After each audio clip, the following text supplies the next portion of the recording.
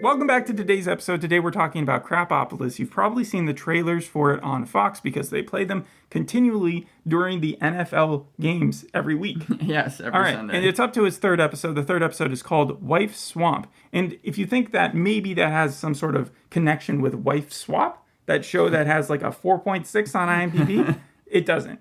I thought it was going to be a pun, and it wasn't, so I was disappointed. But this type of show, this type of cartoon, it's kind of a struggle because there are a lot of creative cartoons on the market. Yeah. Just in 2023, despite a 5-month writer's strike which delayed or prevented who knows how many shows, over 50 animated series have premiered or got rebooted. And we've talked about a dozen of them. The market is just saturated. We're all drowning in it. And I'm not saying that any specific animated project is bad, besides maybe like a Velma. But the chances of finding an audience relies heavily on not the originality anymore, but just a whole lot of luck. And that is what Fox is trying to do with this. They renewed it for a second season months prior to it coming out. And then they renewed it for a third season months prior to the premiere as well. And I have to assume that's all because of Dan Harmon. Dan Harmon is like Chuck Lorre. He just the king of sitcoms. Dan Harmon is the king of animation, along with Matt Groening, Gendy Tartakovsky, Seth MacFarlane. It feels like when they create a show, Fox or any of the other big networks will greenlight it for several seasons. This was based off of one singular sentence that Dan Harmon said years prior to this even being made. Fox, in March of 2020, went to Dan Harmon and said, hey, you know how you want to make a TV show that's set in Greece? That's all that Dan Harmon said during one of his pitch meetings years prior. And then he was like, yeah. And then Fox was like, can you maybe write a script for that? And then COVID hit and everything. But they sent in one script. Dan Harmon gave one script to Fox, and Fox said, great, perfect, let's make an entire TV show based off of just this script after reading it. Yeah, but the thing that I really dislike about these is that they're just so plain vanilla. You know exactly what you're going to get strictly from the trailers for the thing. That's kind of so it's becoming like the procedural sitcom of animation, procedural cartooning. So you get the same type of jokes, you get the same type of characters, and yes, you might get a laugh, a chuckle throughout some part of the episode, but I just don't see any of them these days where I just want to sit down and watch everything. I know we did Fiona and Cake recently, and that might be like the type of exception. That's streaming, though. There's a difference. Yeah, there is a difference. Clone High, you said you liked. Yeah. Royal Crackers, you said you didn't. Futurama, we're making it through the first few seasons of that. Digman, not so much. There's not too much that captures it that would make me want to watch full seasons of this. But talking about capturing things, I think that's what Fox is trying to do with its animation domination lineup on Sunday. Its golden years were really 2005 to 2010, and I was never a big fan of cult classic shows like King of the Hill and Cleveland Show, but I still knew what they were, and I still knew when they were premiering. You also have The Simpsons and Family Guy. Obviously, they were classics. But then after about 2010, you started getting things like Sit Down, Shut Up, the Napoleon Dynamite remake TV show. Well, that's when they tried to extend it to little niche markets. And I didn't mind that because they were trying to try something new. It feels like by going back to just the procedural stuff, you are making it for an audience. You think of Rick and Morty. When it first kicked out, it was like, okay, we got a Black Mirror type of sci-fi animation. But now we're just slowly trickling back towards the regular, like, Family Guy. So you don't think that Krapopolis is going to be able to bring back a golden age? Unlike a majority of animation sitcoms that either take place in the present or the future, not many are set in the ancient past. Yeah. You do have some. There's Primal, there's Disenchantment. Is it Disenchantment? I always say that the wrong way.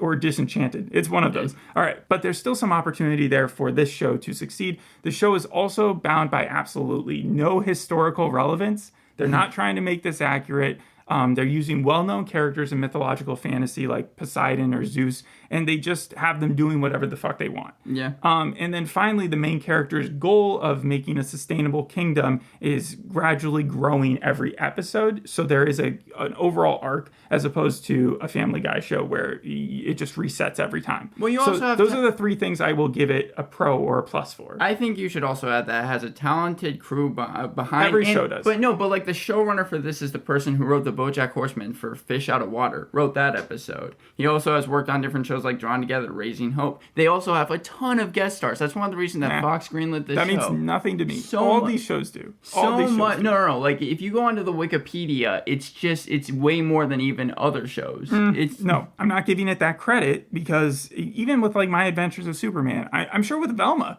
they had a ton of guest stars showing up at the time. It's like what was John Mulaney joke, where he's sitting in front of a bunch of kids and he's asking them, what'd you think of Mandy Patinkin playing the animated? And they don't care. But in the third episode, didn't you like hearing voices like Daveed Diggs show up as carrots? I didn't know it was Daveed Diggs until I saw his name at the end. I was like, oh, that's cool, that's Daveed Diggs. But again, that's because I know who that is, but it doesn't, that doesn't make the show anything better. There's nothing unique about a family dynamic in a sitcom, right? Yeah. Nothing puts me off about it, but, like, at the same time, I can predict where the, like, tone and also the summary of every single storyline will go.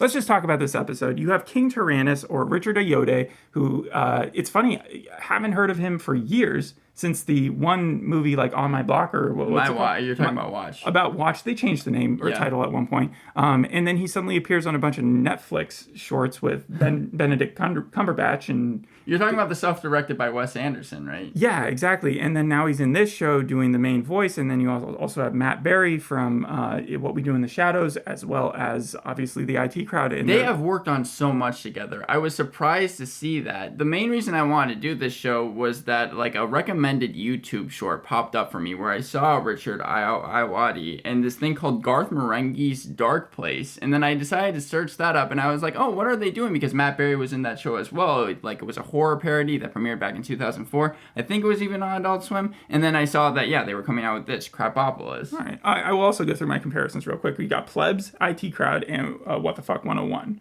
The Plebs, animation, absolutely. Yeah, the Plebs is more the setting. What the Fuck 101 is more the animation style, and then IT Crowd, obviously, because of the people that are into it, or in it. I did want to point out, in case you didn't know, because I was looking at the stuff that got rebooted, and it seems like Caillou is one of the things. Caillou 3D got rebooted, but they changed the main character because of how much the original show is hated. The original show has like a 3.8, and people say that character was really spoiled. And so I mean, more than spoiled, like, he did some terrible things, I remember, and that must be why they decided to reboot it. Because you were saying they're going to make him more likable, I guess. Yeah, since you insisted I watch this show, I'm going to insist that you watch that show. Not going to if it gets another season. All right, so let's talk about King Tyrannus. He has high aspirations for his kingdom. Again, a very dysfunctional family that we'll get into in a second, but, like, he wants to run the first empire, the first democracy, the first well-run civilization, and he's returning from his travels at sea when he claims to have punched a kraken in the nose and saved a princess who is now his girlfriend.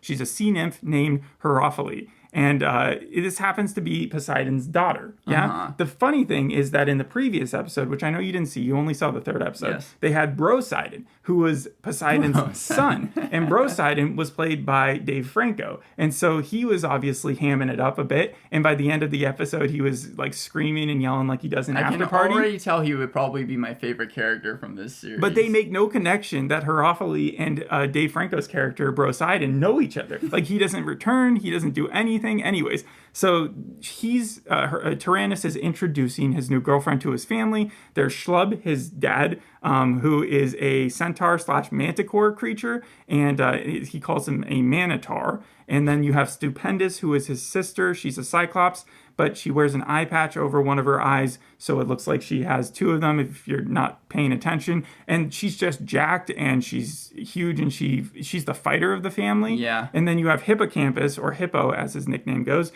He is a talking fish monster kid, and he is also the half-brother of Stupendous and Tyrannus, and he likes to do science, but, like, really bloody science. He likes to go in and find bodies, and he really created the investigations of forensic science. You know, that's what his previous arc was. And then obviously you have Goddess Deliria, who I think is the low-key second main character of the show, the goddess of self-destruction and questionable choice. She has been kicked out of the heavens, and so throughout the first 3 episodes, she wants to get back up there among that elite crowd, and she does talk to Hermes and hang out with him, but she's conceited and attention whore, and she she loves her son in the most distant way that she possibly can. It didn't even seem like she really loved her son. I would compare their relationship to the one with, what was the Todd show that we did?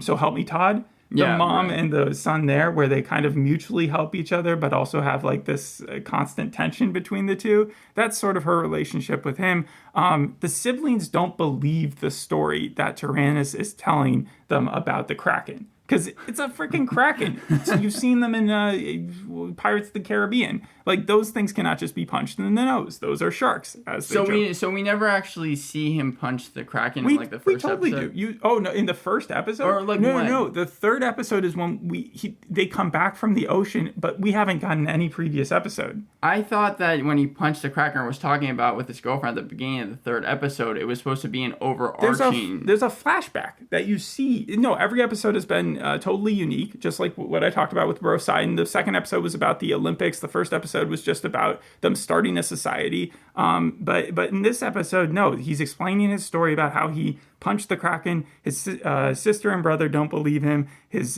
father is just being supportive, and his mom is just happy that he has a girlfriend and that they're going to potentially get married because of her connection to Poseidon, and how that will make her extra powerful. And even though Tyrannus doesn't want to fall into the trap of just doing what everybody thinks he's going to do, he still does ask Herophile to marry him almost immediately because he's very desperate. And so that's what they agree to do. And then the Kraken shows up, right? Right. Okay, and they can actually talk. Of course it can talk. Everything can talk in this thing.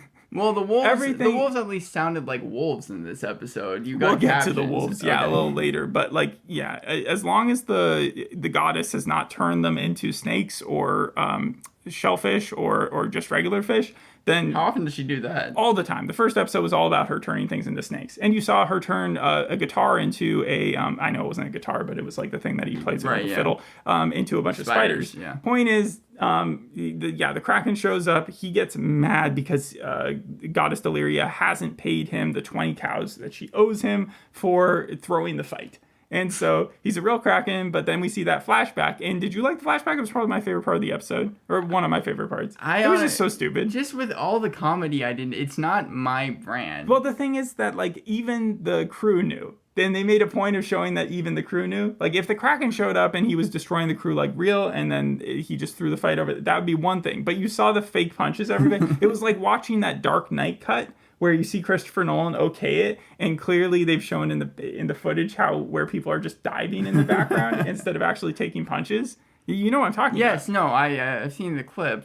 Cool. So, anyways, the Kraken shows up, and then that causes Tyrannus to confront his mom and say, "What the hell are you doing? I wanted to find a real girlfriend on my own." And then, even though Herophile still loves him, they feel like it's not a real relationship and that they can't escape the gods. So they're going to break up, and he's about to let her off into the ocean when she suggests that they go live in a swamp, because that is the only place that gods do not have superiority and refuse to go. I feel like swamps are just such an easy way for cartoons to, it seems like that's always the setting for every single cartoon ever made. What? You have it? Yes, you have it in I think of Shrek. I just watched Over the Garden Wall. They had a swamp in that, and that was a big part of that series. Okay, also, that's one. And then you have Avatar: The Last Airbender, literally an episode called The Swamp. And then you also have... I guess SpongeBob, maybe. There has to be, swampy waters in SpongeBob. Yes, but that's why I'm saying it seems like it's always just a place that these cartoons decide to go because it must be easy to animate. I wouldn't go as far as to say that most of them do it, though. I think that we've been able to pick a few. I didn't have a problem with the fact that it was a swamp,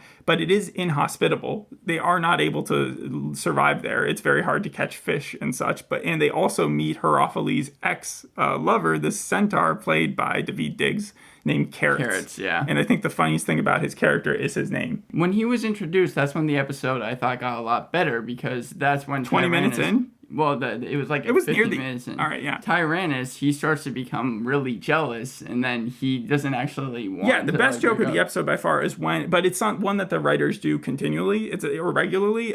Tyrannus predicts that if they all live in the swamp together, that Carrots and Herophile will fall back in love together. Now he says he's not being a dick and that would be a very dick move, and so he's calling it out so they can't do it, and they agree.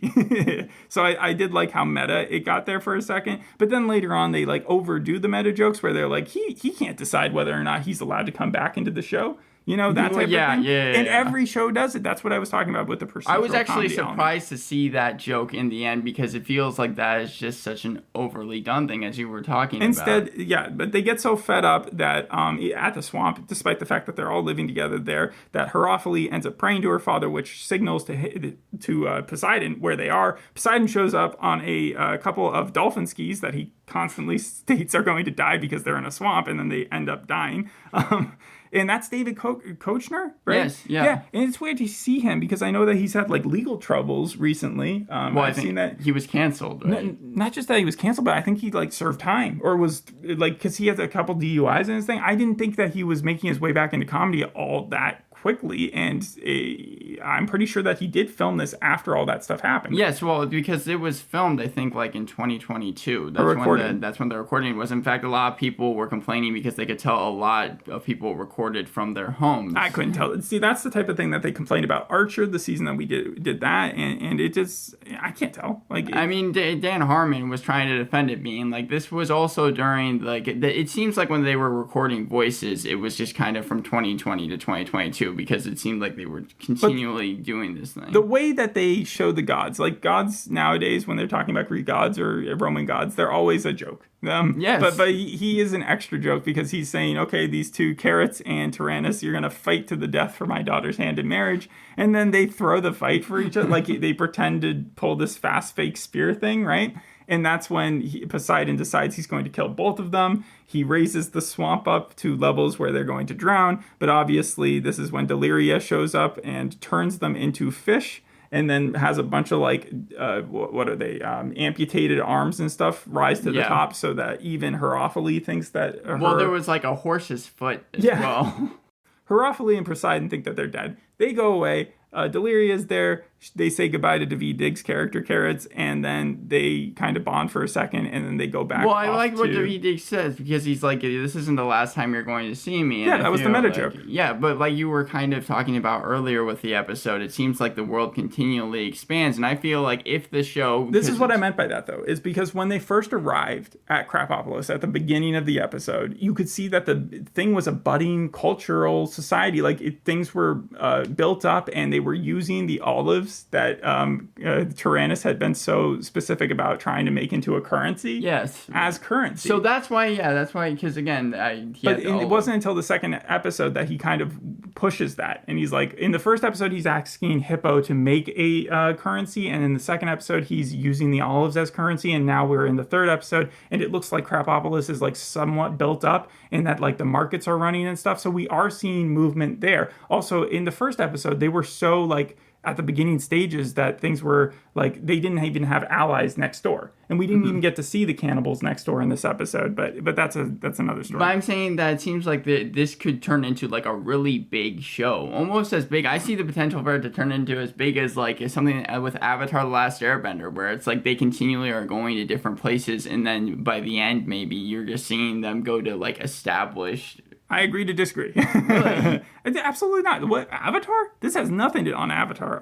But a side story that we didn't get into yet is that wolves versus humans war that's going on. So Hippo comes up with this plot to douse his sister into a vat of piss and send her off to the wolf's lair to infiltrate it, right? Yes. She goes, the lead wolf immediately calls her out on being a human, and all the wolves attack her, and then she goes off to nurse her wounds, and one of the wolves who had been tricked is also beat up by the other wolves and ostracized from the pack. And they end up, what's her name, Stupendous, and this other wolf making friends with each other. And that's where the beginning of domestication of dogs happens. And the wolves are just in it for the food, we learn. But she seems to think that they're going to just be their friends. But because they make cute puppies, that's kind of the reason why it's a one-sided agreement. I did like Matt Berry's, what was his rant at the end, where he was talking about how this is the most one-sided agreement and how the dogs are providing nothing for them. I was going to say, the funniest part was the ending, but the storyline itself I felt was so long. Like, was it? I just described it in less than like a minute. No, but in the episode, they continually are going back to it. It's interspliced with Tyrannus' storyline. Yeah, no, I see what you're saying. The interesting thing about the dad's character and Hippo, though, which we don't see as much in this episode, is that they're very Brian-Stewie relationship, or Phil Dunphy and his son,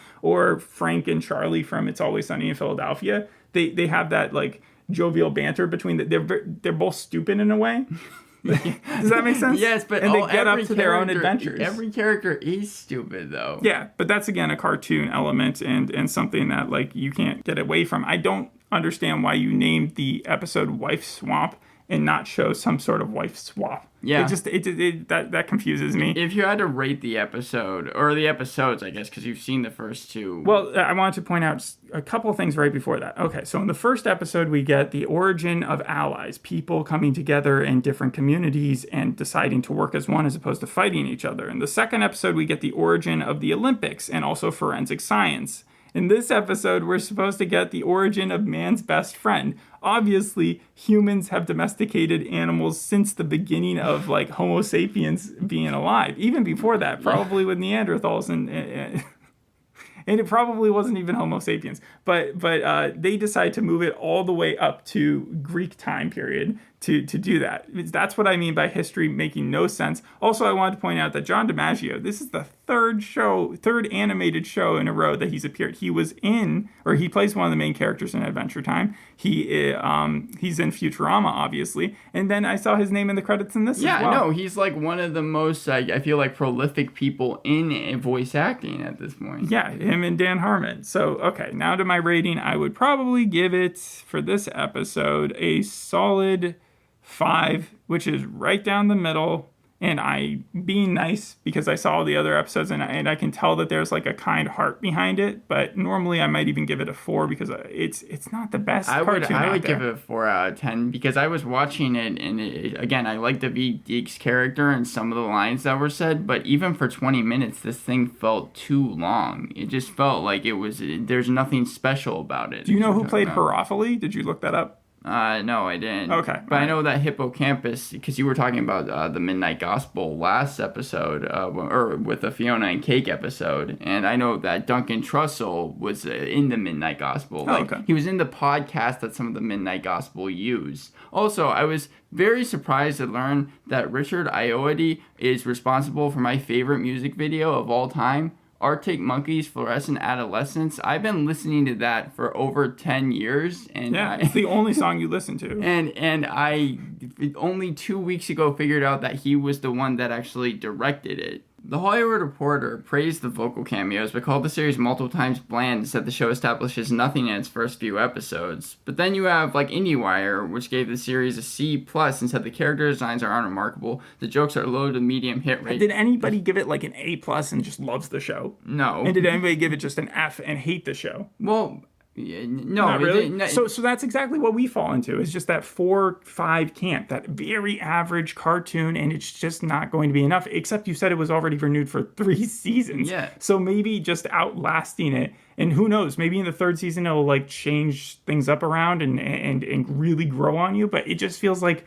I don't know. They're betting a lot on Dan Harmon. When I was doing research, it seemed like they were really trying to rush this show out. It had such an aggressive schedule that they didn't even have the animations or the characters in mind when they were writing this. Was this writer strike reason why? No, this was COVID reasons why. Oh, COVID, okay. Because it was over Zoom. So again, they were writing these jokes, but they didn't have the characters in mind. They didn't even have a lot of the actors cast by this point. Yeah, and it sort of does show. So yeah. And even Dan Harmon said logic is not as important as connection between characters, and I don't think I could disagree more with his statement. And you would also think that with his working on Rick and Morty constantly, that he would be his time would be taken up too much. I think the thing for me is, and that's why I was kind of talking about swamps, it just seems like it's not as creative enough. It seems like... A swamp is a boring environment. Yes. Especially to write a show. I agree with you.